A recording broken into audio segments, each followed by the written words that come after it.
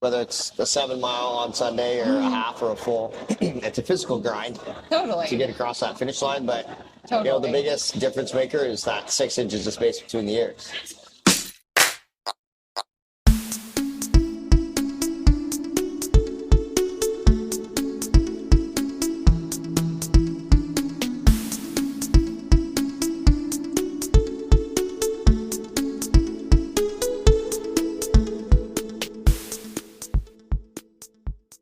Welcome in, friends. We are again live here at the Falmouth Road Race Expo, and we have moved down to a lower level currently because our guest is of a higher stature, Yeah. in his racing. Here he is. Oversold the introduction, but thank you. Yeah. Why don't you introduce yourself and just tell us a little bit about yourself for our So my name's Chris Koch. I'm from Western Canada. that's that like Canadian. yeah. I thought you were either like I was gonna say either like Wisconsin or like Canada. I heard a little bit of that like A kind of like hidden in Minnesota. No, Minnesota. I'm from Western Canada, a little small farming and ranching community called Nanton. It's about an hour south of Calgary. Nanton, Calgary. And, farming and ranching community. So I grew up in agriculture and I'm a motivational speaker, farmer, traveler, and I guess I'm an adaptive athlete. I would say so. That one. Pretty accomplished adaptive athlete. That was just the marathon part kind of happened by accident. Okay, well maybe let's start. Let's like let the gun go off blazing. There we go. Like Just dive right into it. yeah. How did you turn into? So obviously, for anyone who's watching, you participate in marathons via the lovely vehicle you are sitting on currently. Yeah, my longboard. That's my primary mode of transportation, my mobility aid, Yep. my legs, my whatever you want to call it. And I used to wear artificial legs, and then about 15, 20 years ago, I was down in Florida taking a course, and I bought a longboard very similar to the one that I have here. Okay. Just for fun. Thought it'd be kind of cool. Cruise up and down the boardwalk along the beach. Yeah, why not? It's like And chill. yeah, speed just like everybody else. Yeah, And then, I think it's great. yeah, the very first day on the board, I was like, cruising along. After about 20 minutes, stopped to take a bit of a break, looked back, and saw how far I'd gone. I was able to get farther, faster, way more efficiently on the board than I ever could on the artificial legs. Okay. Didn't have to put them on in the morning. And literally that day was the last day I wore prosthetics. Really? And like how many years ago was that approximately? Between 15 and 20 years ago. Wow. Okay, so it's been a long time then. And then it was literally and figuratively like, how far can I go? And I just board longer distances, and then 2016, I was dating a girl from Santa Monica, California. And we had some friends that were doing a marathon in California. And that particular year, the marathon was on, I almost said St. Patrick's Day. It was on Valentine's Day. Valentine's Day. And on that particular year, couples could each do a half, and together you romantically did a full marathon. It's so cute. It's so cute. Yeah. And so I entered and didn't think anything of it because they had wheelchair division, hand cycle division. Yeah. And then I thought, well, a couple weeks before, maybe a little bit more than that, I thought, well, I should let them know that I'm going to be showing up on a longboard just so they're not caught off guard. I mean, I can personally say I've never seen anyone else participate on a longboard. And I'd never thought much of it until you're just living your life. Probably just you're living your life. Totally. And it was just it was a hard no, and there was no discussion, Really?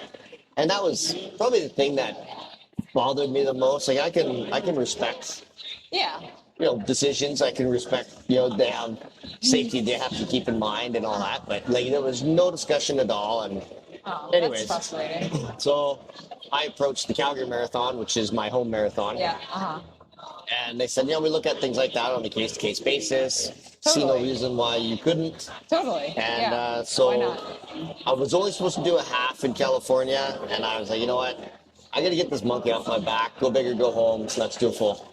And I crossed the finish line in 4 hours, 23 minutes. Nice. Which is pretty respectable. That's great. And I was hooked. My mom had done marathons. Okay. And I remember when she was doing marathons, I'm like, you're crazy. I don't know, yeah. What are you doing? I think you're a little unhinged, but fill your boots. And here you are. And man, am I ever eating my words? So I was hooked. And then it's that first one was about getting the monkey off my back, and now it's, obviously a great excuse to stay in shape, great excuse to travel. Yep. I've done marathons on 4 different continents. Awesome. And now just trying to open up the door for other people with disabilities, different mobility aids, other prospective adaptive athletes Totally. to, broaden the spectrum of, who's out there doing races. I remember seeing a Nike ad was like, running is for everyone. I'm like, maybe not running, but like some format of running, marathons can be for everyone. Yeah, so, yeah. Covering the distance can be for everyone. Yeah. Like I like to think of running as like just covering the distance from like A to B, whatever it is. Like we just had Mary earlier, who's one of our wheelchair athletes. Like we have Herm, who's coming in, who's one of our elite wheelchair athletes tomorrow. There are plenty of like push room teams that participate in this race. We have you on your longboard. We have some people who are using like arm crutches and stuff like that. There are many ways to get from A to B. Yeah. It doesn't have to be just like the physical, like feet on the ground running. Yeah. And it's, obviously, whether it's a 7 mile on Sunday or a half or a full, it's a physical grind Totally. to get across that finish line. But, Totally. the biggest difference maker is that 6 inches of space between the ears. Yeah. And, that right there prevents people from even considering it. They assume, there's no way I can do a marathon. Yeah. Whereas, you know what? Hey, just You gotta put do yourself it. out there. Yeah. And I think when you do difficult things, challenging things, hard things, Makes you a better person. it does. And I think, as somebody who's done a marathon or as somebody who's decided to, do a 6-month leave of absence and go travel the world or, those things that really scare the crap out of people. You have those things in your back pocket when life throws curveballs at you. You have those things to lean on. You're like, I got this. I grinded out that Boston Marathon, or I backpacked through Southeast Asia, not speaking any of the languages. And Did you really? Well, I have, but there's just people who have done it. But yeah, I know that's so crazy. I don't know if I would have to do that. But that's like, I feel like also too, I'm thinking of like things that I've been through in my life where like they're like some of my lowest points, or the hardest things that I've done. Some of them are like medical things because it's like, and I'm sure you can probably identify with this too as like one of our, like in the disability space and in like the chronically having to deal with your body in different ways than other people are dealing with its space. Like sometimes the medical system is just not very nice to us either, No, for sure. And I guess to sort of identify or have other people, your average person or your everyday people. Yeah. My biggest challenges in life or my worst days are when this gets in the way. The physical aspect is annoying sometimes, it's challenging sometimes, there's hurdles, but it's when I let this get in the way, that's when it really spirals out of control. I call it marinating in your own thoughts. Yes. That's what sometimes that chicken marinade for your brain just gets too thick. Yeah. No, absolutely. And you've got to wring it out. You got to like put that bad boy on the grill and just let it go. Yeah, and I think doing things like marathons that helps with that. Or if you've done many marathons, everybody has that 1 or 2 marathons that were an extra difficult grind. Yeah. And it's like, okay, it's supposed to be sunny and 72 on Sunday, like. That's a piece of cake. Yeah, we got this, Yeah, it's a nice time. Yeah, I did Rockaway Beach, and it was both the coldest, wettest, and windiest marathon all in the same breath. And that one, And you came away from it, you probably made friends there who are like, you remember that you have war stories that you tell with each other. You're honestly, like, I didn't make any friends at that one because over half the people didn't even show up. Really? And then over half the people backed out. Wow. And So everybody was just, there was no spectators, nobody cheering anybody on. Wow. It was just you and your own head. And then everybody, it was a 4 loop. So you cross this paths with the same people. And every time you pass them, it was less warm. It was like, the first one was like this, and the last one was like, just shy of a middle finger. yeah, I know. I've been in races like that too. I've not done a loop race that's like that, but I've been in like full marathons where I was like, the year I did the Martha's Vineyard Marathon. Oh my God, man, it was awful. It was horrendous. And that was before it came under new management too. And that was like the last old management's last year, and that was just like pitiful all around. just literally the worst race I think I've ever run. Like management and like weather-wise, just like not good, not good. The new management is great, friends. The new management is great. Go run the Martha's Vineyard Marathon. But yeah, it's definitely. I feel like you'd be a great candidate. Have you run any ultras yet? I haven't done any ultras. It's on the it's on the hit list. Yeah, you'd be a great candidate for that. Comrades is actually the one I'd really love to run. You should do like the Badwater one. Participate in or whatever. How about like the Badwater 135? Yeah, well, let's work up to that. But yeah. That is a road marathon. Yeah, but it's definitely something I'd. Through Death Valley.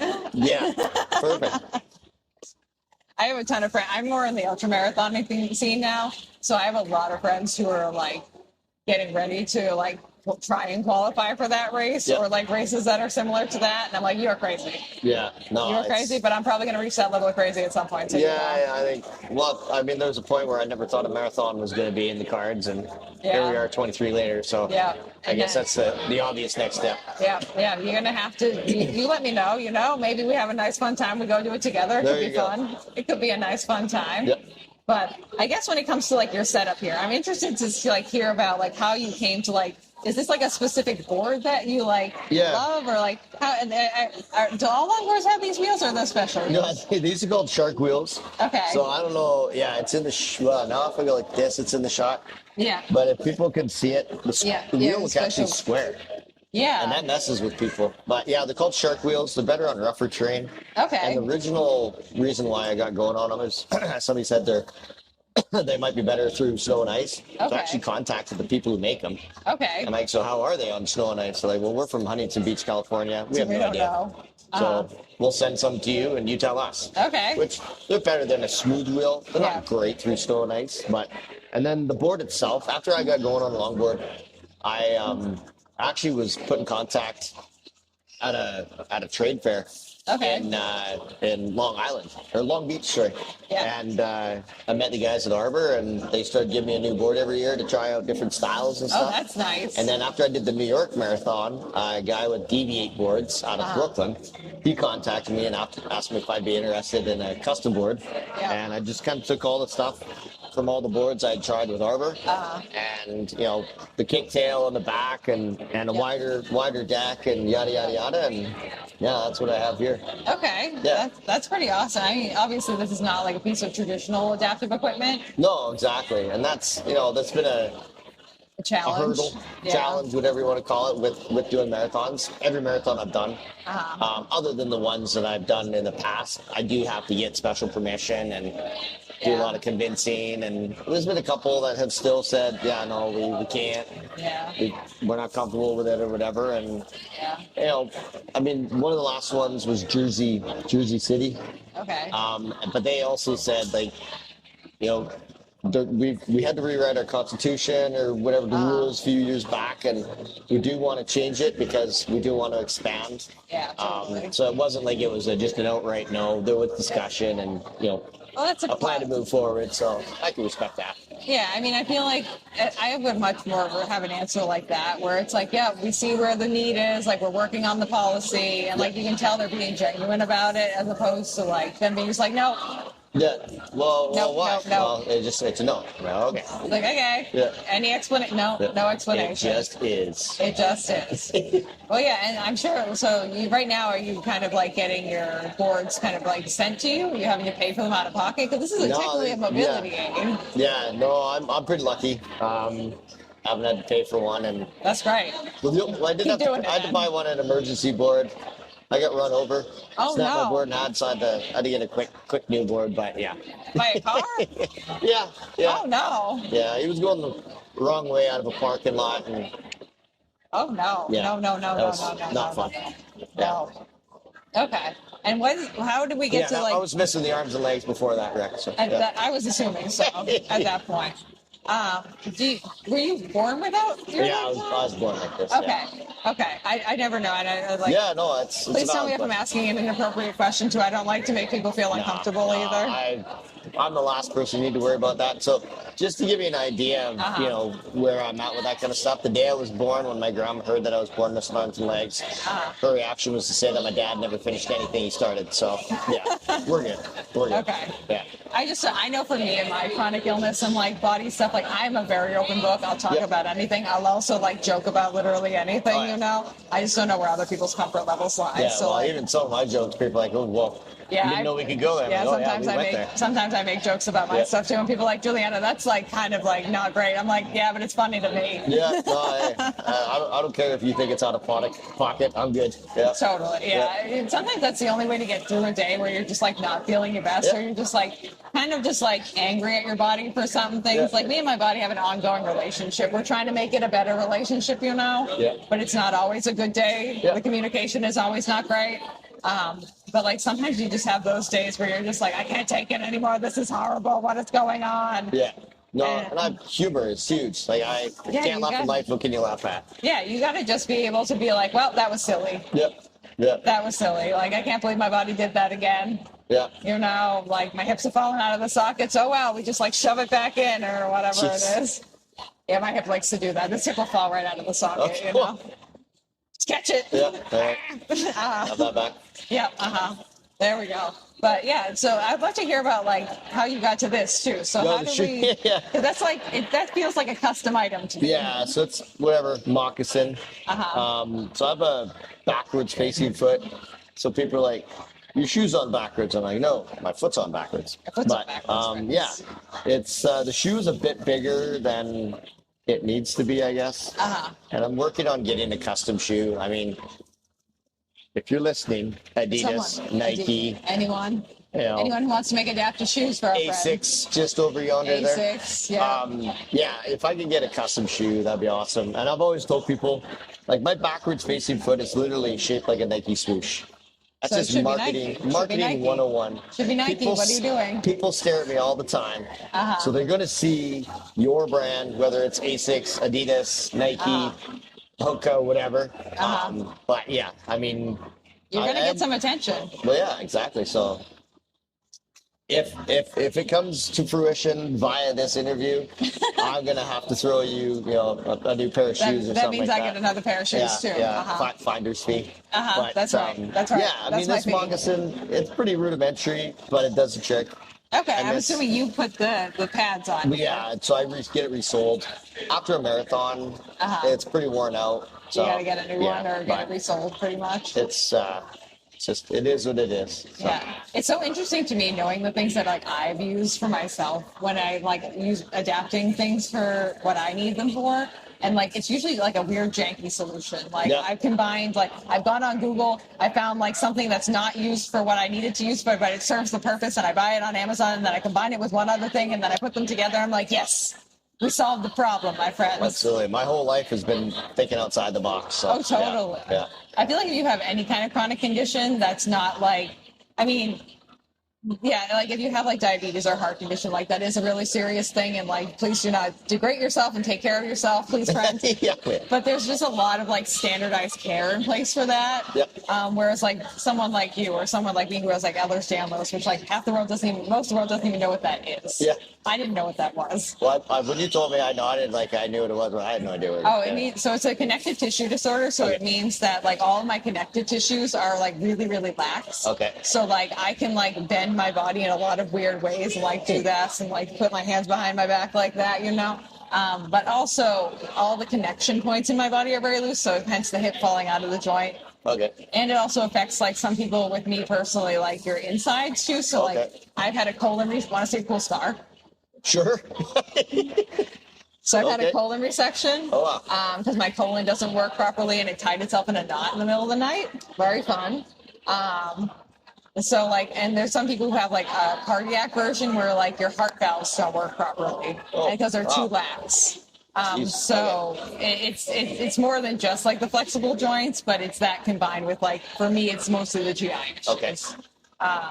So it's a lot of things all at once, but like it's not a standardized process to figure out like, okay, well, what can Juliana do? Or like, what can Chris do to like help himself or help herself or themselves to like fix the problem, you know? It's not a traditional problem. Necessity is the mother of invention. Oh, so, exactly. Yeah, that's exactly what it is.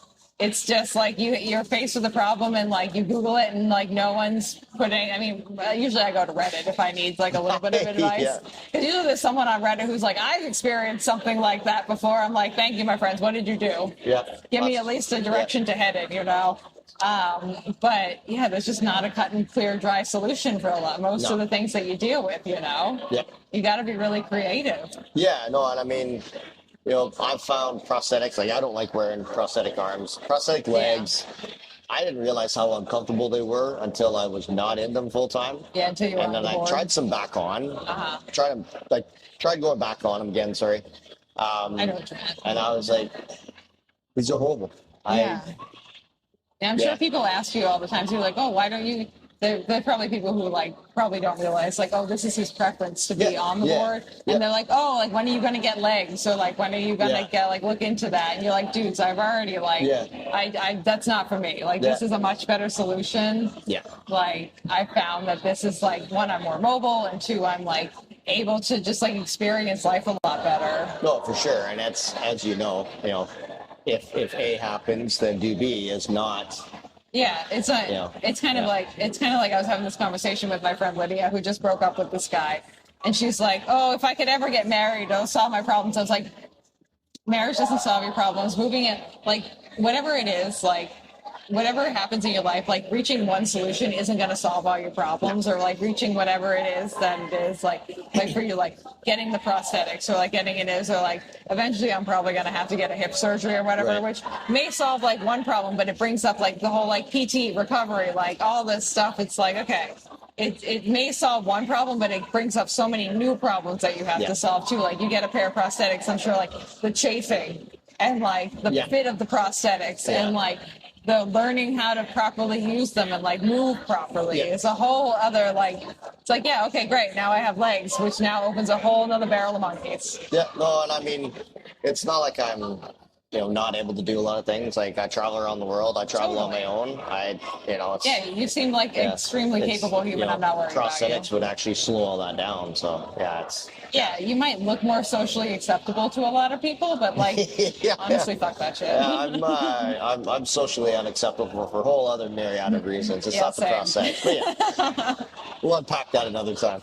Yeah, same. That's a different episode. That's Juliana being an ADHD, like neurodivergent human, being like, hello, friends, I'm just weird. It's just me, Hello. But I think it's great. Like, I'm a big proponent of just like, don't let things stop you. Just go live your life, you know? No, absolutely. I mean, life's too short. So. Yeah, that's the thing too. Like, even my Uncle Paul, I know you're watching this back. He's like trying to get me not to go back to Tokyo again, because like for me, sitting on a plane for long periods of time like causes the hip dislocation and it can cause a lot of pain. But I'm like, you know what? We'll figure it out. I want to go back to Japan. I love Japan. I've been there once. It was such a fun time. I can't wait to go back. I daydream about it all the time. It's like I only have one life to live. If I didn't go back to Japan in my life, like I would be so mad at myself. Yeah. Well, and it's, I don't know, people are like, well, why would you want to do a marathon? Why would you want to go travel around Nepal? Why would you want to? Yeah, that's cool, and it's hard, and like you prove to yourself that you can do hard things, you know? Japan, by the way, is awesome. I agree.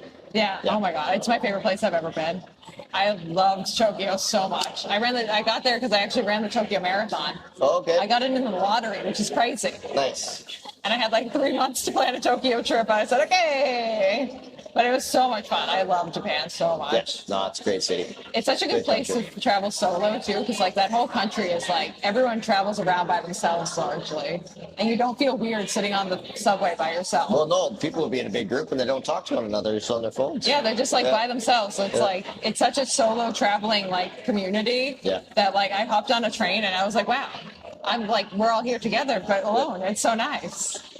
I loved it so much. No, it's awesome. Yeah. Now, do you have any like big goals for your what are your big goals coming up? Obviously, you're running Falmouth on Sunday, which is very exciting. Do you have a goal for like how fast you want to run and just want to finish? Like, what do you think? Yeah, I'm thinking based on my marathon times, I should be able to hammer it out in if not under an hour, not much more than an hour. I think you do it. Yeah, I think you got this. I'm not in peak condition right now. I'm kind of getting back into, but yeah, and I'm just here having fun. Ab work, leg work, chatting with Dave McGilvery and Scott Gelfin and stuff like that. So where would you prefer to start? I said, honestly, I'm just here to enjoy. If you want to roll me out right after the wheelchairs, or have me start middle of the pack, or the very, very back of the pack, and I just chat and cheer on your back of the pack runners. I'm just here to have fun and bring as much value to the race as I possibly can. And but yeah, I'm thinking about an hour is realistic.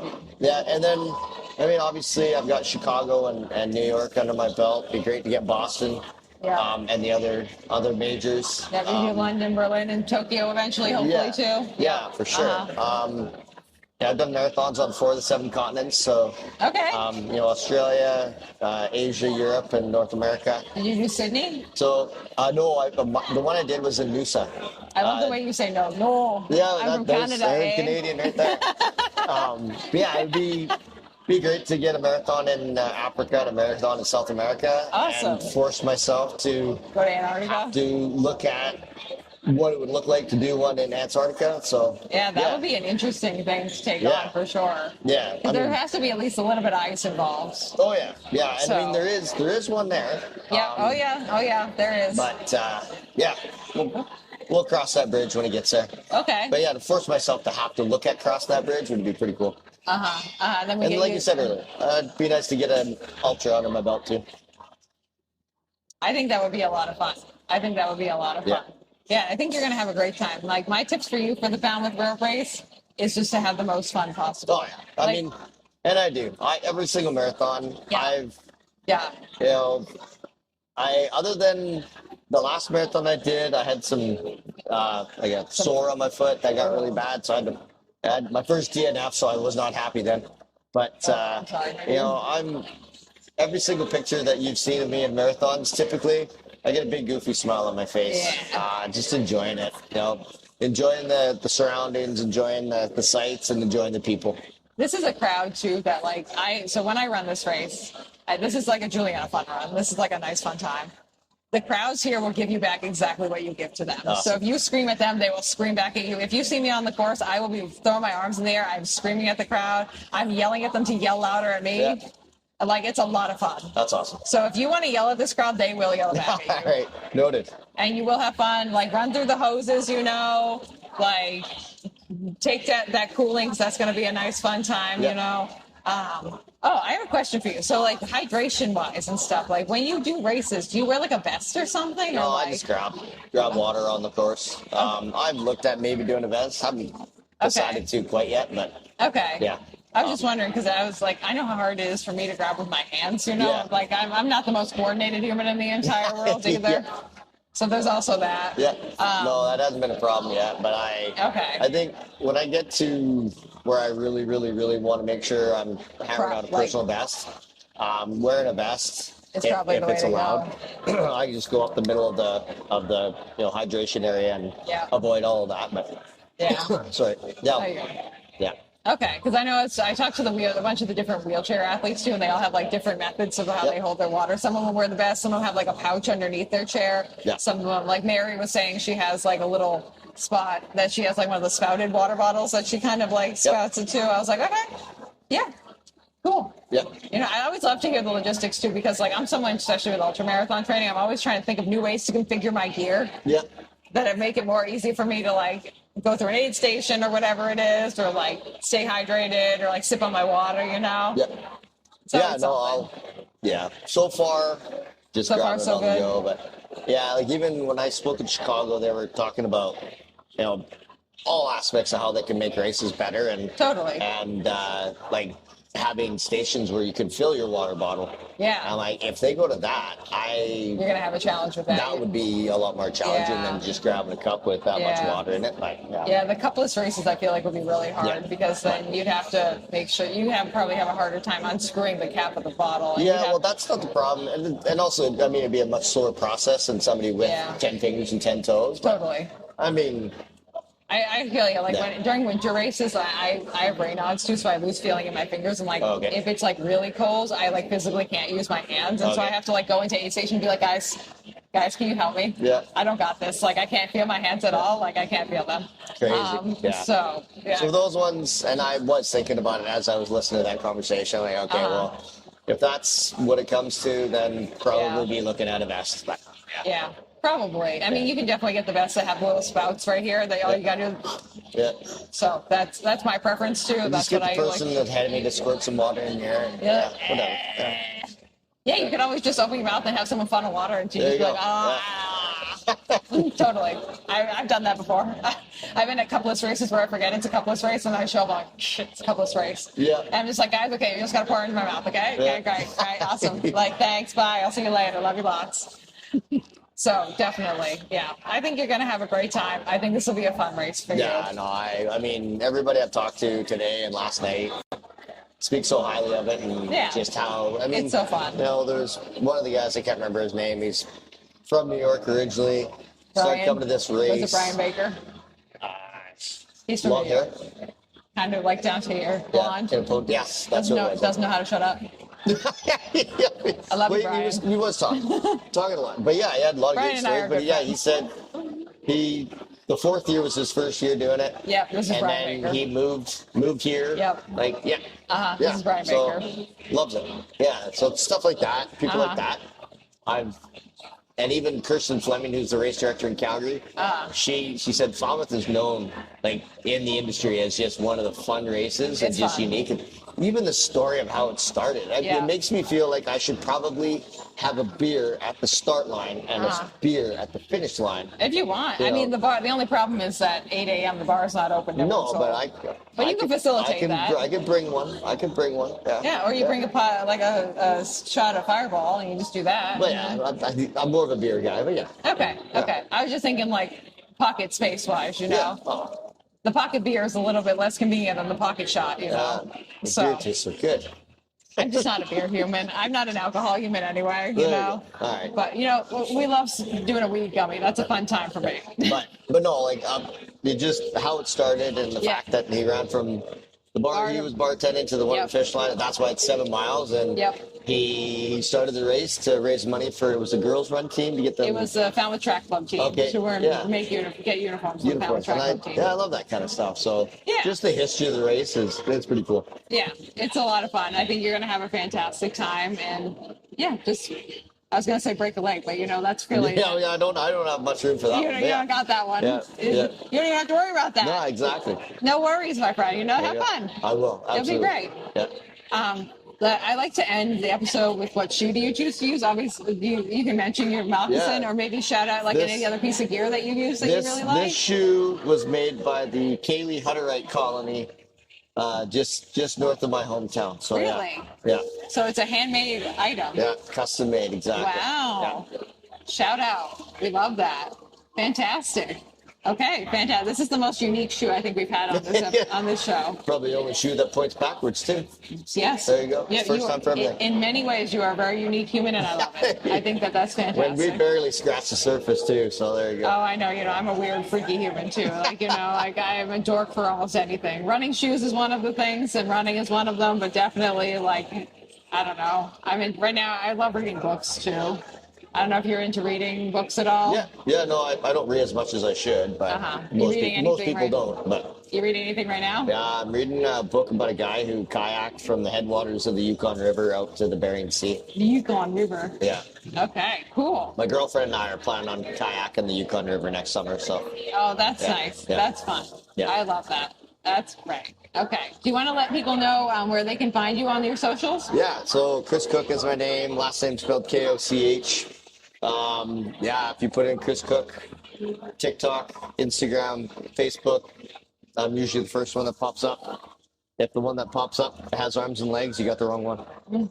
That's an easy way to tell. Exactly. I love it. And if I can is the tagline. It's even the motto of my presentation. So Chris Koch if I can. Yeah, and you also do motivational speaking too. I do. Yeah, I used to travel around the world and tell stories. Yeah. Awesome. So if anyone's looking to hire him for motivational speaking, he's your guy. You know.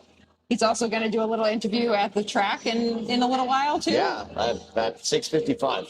Yep, you got over an hour, so okay, it's only okay. 5:15 right we're now. not cutting it tight. Okay, perfect. So you get a little bit of a break. You get to rest your head. I know I talked your ear off. Yeah, that's all right. That's all right. I had fun doing it. So. Yeah, this was great. Okay, my friends, we will see you very shortly. Thank you for joining us. Hopefully, if you are running the Falmouth Road Race on Sunday, you have a nice time. If you see Chris out there, you shout at him, "I know you! Chris Koch, there you go! Get it, my dude!" That's what you yell. Or if you're from England, you go, "Go on, Chris." Yeah. Or if you're from Ireland, fair play to you. Fair play to you. I'm Ireland. Okay, my friends, we will see you soon. Bye. Thank you for listening to this episode of Runnah. This podcast is edited, hosted, and produced by me, Juliana Coughlin. Brought to you in part by the Falmouth Running Club and the Falmouth Community TV station. If you'd like to connect with us, you can find us on Instagram and on TikTok at RunnahPod. And you can send us an email at runnahpod@gmail.com. And our original theme music was brought to you by the one and the only wonderful Jeffrey Hutton. And keep up the great work. I'm proud of you.